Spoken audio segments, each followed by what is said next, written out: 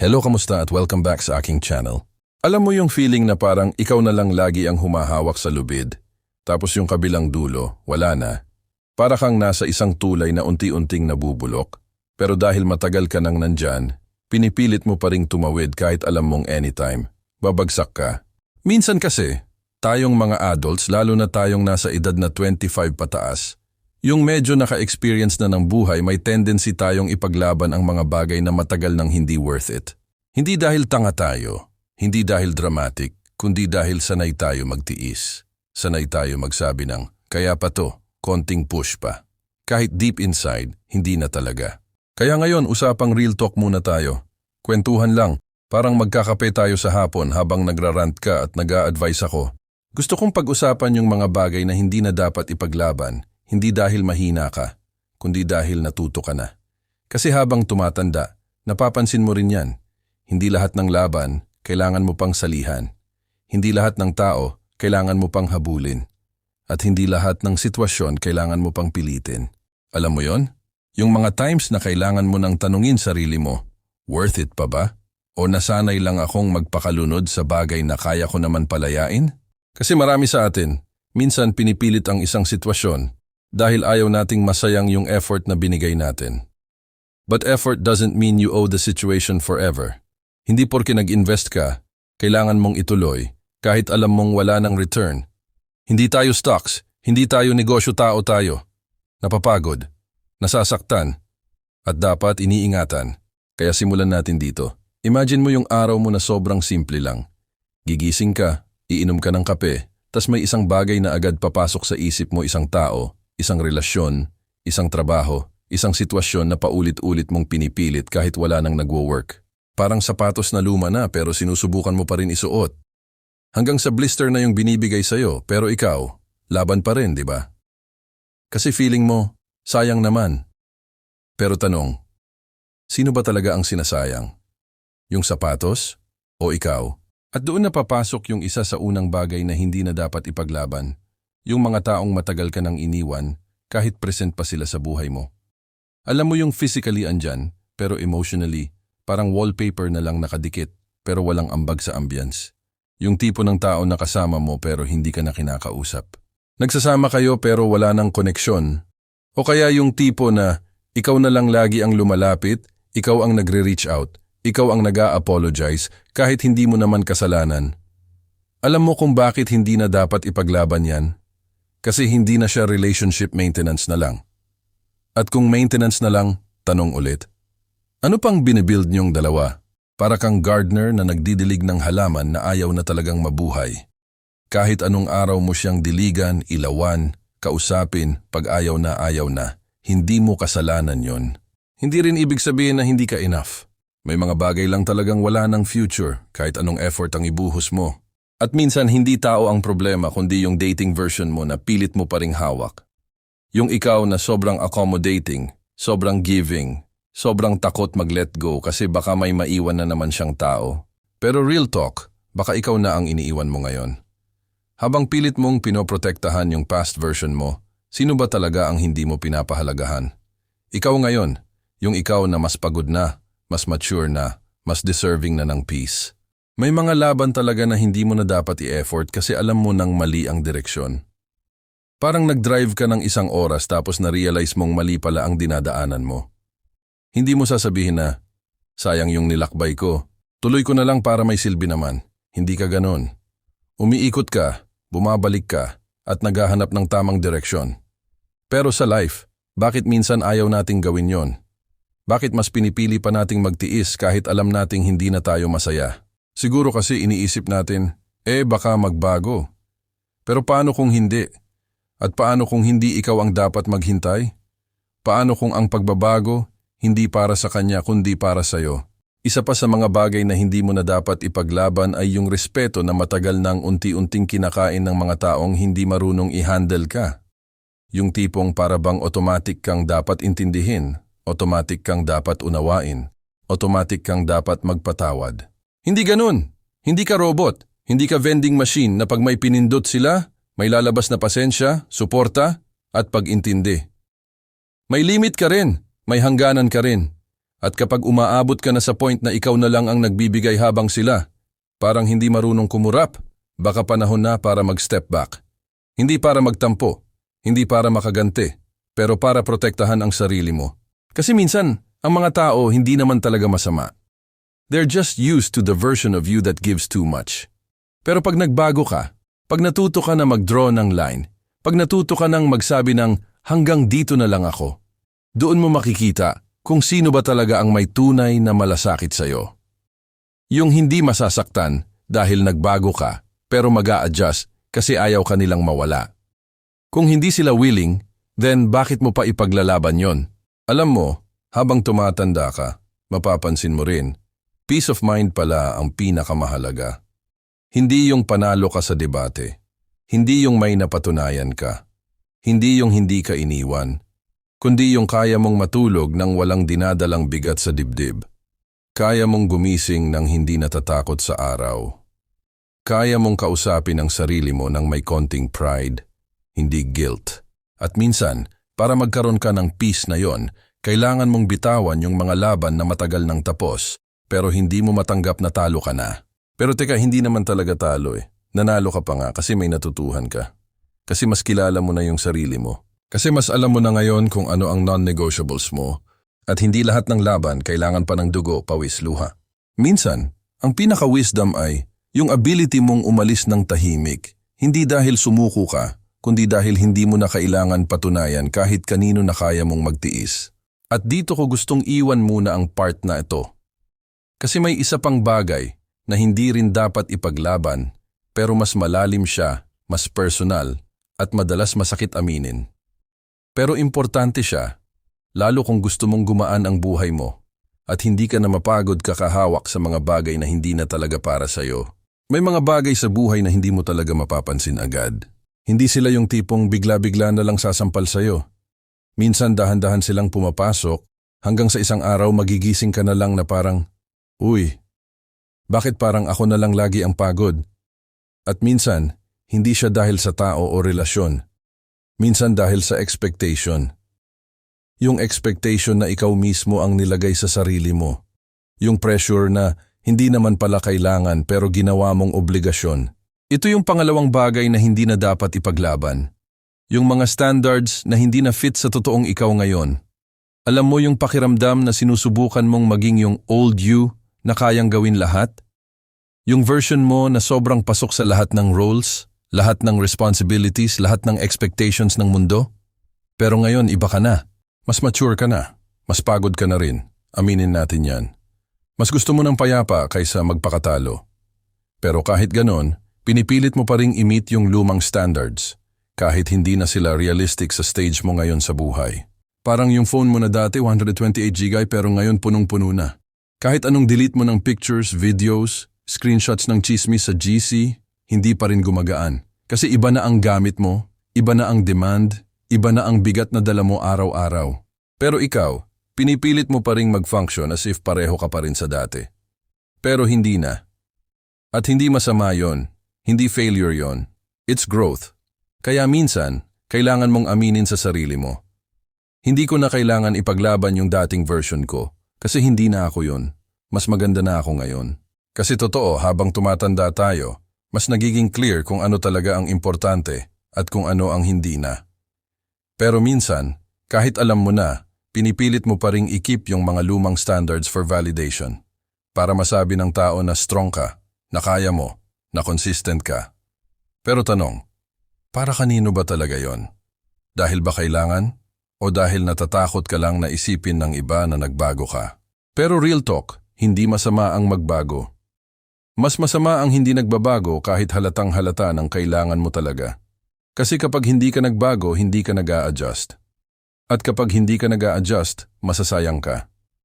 At ayaw nating umabot ka sa point na yung bagay na kaya mo naman bitawan, pinipili mong buhatin kahit nababali ka na. May kilala akong tao, hindi ko nasasabihin pangalan niya, baka nanonood siya ngayon, pero grabe ang pressure sa sarili niya. Parang checklist ang buhay. Dapat ganitong edad, may ganitong job. Dapat ganitong taon, may ganitong savings. Dapat ganitong buwan, naka-achieve ng ganito. Parang robot, Pero hindi naman tayo ganon. Ang buhay, hindi siya race, hindi rin siya contest, at lalo hindi siya scoreboard kung saan lagi kang nagkakram para makarespeto ng audience. Minsan, audience mo din naman yung sarili mo and napakahigpit mo pa. Pero bakit ko sinasabi to? Kasi minsan, yung mga bagay na nilalaban mo ngayon, hindi mo naman talaga gusto. Minana mo lang. Pressure lang. Expectation lang. Kaya isa yan sa pinaka-importanting hindi mo na dapat ipaglaban. Yung buhay na hindi na aligned sa gusto mo ngayon. Hindi porke nagbago ka, mali ka. Hindi rin dahil natuto ka, may iniwan ka. Ang growth kasi, hindi lagi smooth. May mga bagay talagang kailangan mong i-let go para mas makahinga ka, mas makagalaw ka, at mas maging totoo ka sa sarili mo. Pero eto, madalas itong masakit. Hindi mo na rin dapat ipaglaban yung koneksyon na ikaw na lang ang nagbubuhat. Alam mo to, yung mga taong kausap mo pero hindi ka naman naririnig. Yung mga tao na tinetext mo pero sin zone plus emotional starvation ang balik sa'yo. Yung tipong ikaw lahat effort, care, presence pero sila parang visitor lang. Alam mo kung bakit masakit bitawan yan? Kasi invested ka na. Kasi naging safe place mo na sila. Kasi nasanay ka ng may inaasahang tao. Kahit hindi naman talaga siya reliable. Pero isipin mo rin to. Connection should not feel like a chore. Hindi siya dapat parang assignment na ikaw lang ang gumagawa. Hindi rin siya dapat parang exam na ikaw lang ang nagre-review. Connection is supposed to be a two-way street. Hindi yung ikaw lang ang laging bumibiyahe papunta sa kanya. Minsan, kailangan mo ring tanungin, kung hindi ako kumilos, kikilos ba siya? Kung hindi ako mag-check-in, kamusta kaya? At pag sumagot ang universe ng hindi, baka sapat na yon. May mga tao talagang seasonal. Hindi sila sinama sa buhay mo para tumagal. May mga role lang sila na tinapos na. At hindi failure yon. Hindi rin betrayal. It's just life. Pero alam ko, mahirap aminin. Kasi minsan, good memories make us stay in bad situations. Minsan masasaya kayo sa simula, kaya pilit mong in-stretch ang ending kahit obvious nang tapos. Pero isipin mo naman, mas okay na yung may magandang alaala kayo kaysa umabot sa point na kapag naisip mo siya, puro sakit na lang ang bumabalik. Ang hirap nun. Kaya minsan, ang pinakamagandang laban ay yung hindi mo na pinuntahan. Hindi para tumakbo, pero para pumili ng peace. Kasi pwede namang lumaban ng may respeto sa sarili. Pwede namang umalis ng may dignity. Hindi lahat ng laban dinadaan sa tibay. Minsan dinadaan sa talino. At ang pinakamagaling na warrior, alam kong kailan hindi sumabak. At habang iniintindi mo lahat ng yan, mapapansin mo rin, mas lumilinaw sa'yo kung ano ang gusto mo. Mas nagiging honest ka sa sarili mo. Mas nagiging aware ka sa mga bagay na deserve mo. At sa totoo lang, once na makita mo ang value mo, ang dali-dali na palang hindi ipaglaban ang mga bagay na hindi para sa'yo. Pero may isa pang bagay na mas personal, mas internal, at madalas hindi natin napapansin. Hindi siya tao. Hindi siya expectation. Hindi rin siya connection. Pero kapag hindi mo ito na let go, kahit anong pagbabago gawin mo, babalik ka pa rin sa cycle ng pagod, guilt, at overthinking. At dito na papasok ang susunod. Isang bagay na mas matagal mo nang kinakalaban, pero hindi mo pala kailangan pag-aksayahan ng lakas. Alam mo yung tahimik kang nakahiga, tapos biglang may mararamdaman kang bigat sa dibdib? Hindi dahil sa tao, hindi dahil sa sitwasyon, kundi dahil sa sarili mong expectation sa sarili mo. Yung internal battle na ikaw lang din ang gumawa, tapos ikaw pa rin ang nahihirapan. Ito na yon. Ito na yung isa sa pinakamalalim at pinakamasakit na dapat hindi mo na ipinaglalaban. Yung guilt na hindi mo naman deserve dalhin. Grabe no? Minsan, hindi naman tao ang nagpapabigat sa'yo. Ikaw mismo. Yung guilt na parang backpack na hindi mo tinatanggal kahit dapat naka-rest mode ka na. Guilt na parang may naririnig kang maliit na voice sa loob na nagsasabing, bakit hindi mo to ginawa? Bakit hindi mo to kinaya? Bakit hindi ka nagstay? Bakit ka sumuko? Pero ang hindi mo napapansin, hindi ka naman talaga sumuko. Nag-design ka lang ng boundaries. At hindi yun weakness, strength yun. Ang problema kasi, lumaki tayo sa mindset na kapag nag-let go ka, ibig sabihin failed ka. Kapag hindi mo tinuloy ang isang bagay, quitter ka. Kapag umalis ka sa hindi magandang sitwasyon, mahina ka. Pero sino bang nagsabi nun? Sino bang gumawa ng rule na yan? Life isn't a punishment.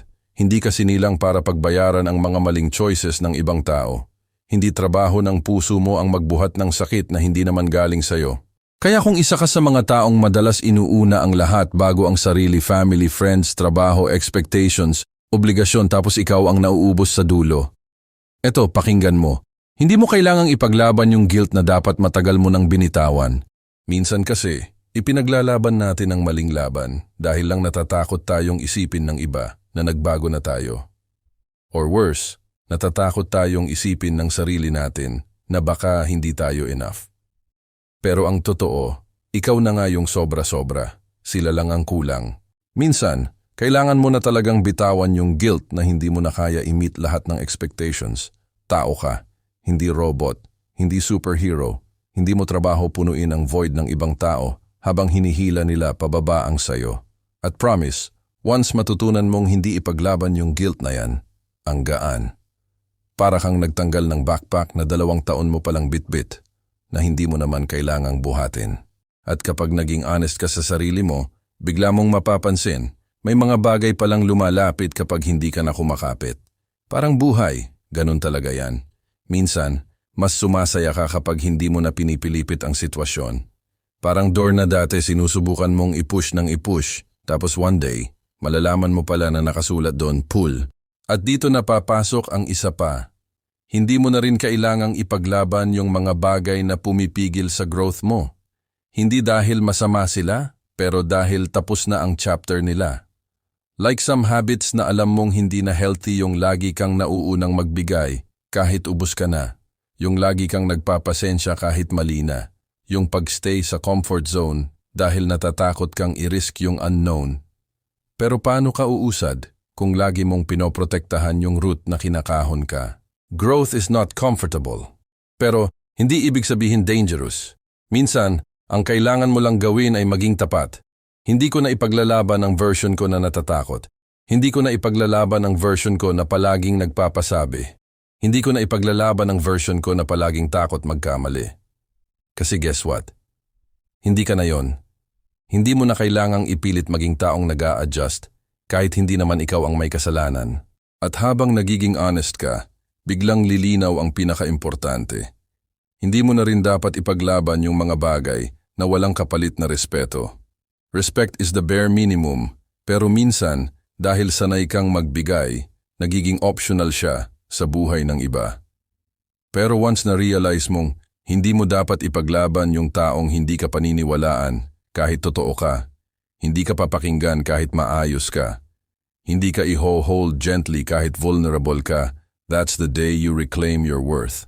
Hindi ka para sa mga taong mas inuuna ang pride nila kaysa sayo. Hindi ka para sa mga taong kailangan mo pang i-prove ang value mo bago ka nila i-value. Hindi mo rin dapat ipaglaban ang space mo sa buhay ng taong hindi marunong magbigay ng space pabalik. Mas nagiging grounded, mas nagiging totoo sa sarili mo. At bigla mong mararamdaman, oo nga no, ang dami ko palang pinaglaban na hindi naman para sa akin. Pero hindi mo kailangang mag-guilty. Hindi mo kailangan mag-sorry sa sarili mo. Kasi lahat ng pinagdaanan mo may kwenta, may aral, may dahilan, may... Kaya ngayon, habang nakaupo ka dyan, nag-iisip, nagre-reflect, ito ang gusto kong sabihin. Hindi ka mahina kung bibitaw ka. Hindi ka failure kung pipiliin mo ang peace kaysa gulo. Hindi ka selfish kung mamimili ka ng mga laban na deserve ka. Maturity doesn't mean you fight harder. Sometimes maturity means you stop fighting the wrong battles. Kaya ngayon ikaw naman ang kausap ko. Ano ang mga bagay na hindi mo na dapat ipaglaban? Ano ang mga laban na pag tinigil mo, hindi ka mawawala kundi mas mahahanap mo pa yung sarili mo? Kasi tandaan mo, hindi lahat ng laban para sa atin. Pero lahat ng tamang laban, darating sa tamang panahon. At ikaw, kaya mo yon. Keep going, keep growing, and always choose peace.